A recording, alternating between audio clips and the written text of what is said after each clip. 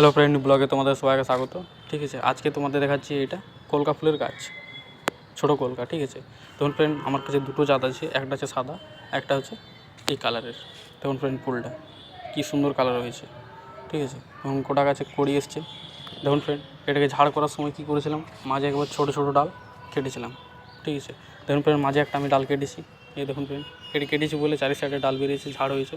আমি যদি প্রথম এখানেও কেটে দেবো, এখান থেকেও ডাল বেরোবে সাইড থেকে। ঠিক আছে, আর এই সময় বর্ষার টাইম বটে, আপনারা ডাল কেটে লাগিয়ে রাখতে পারেন এইটাও।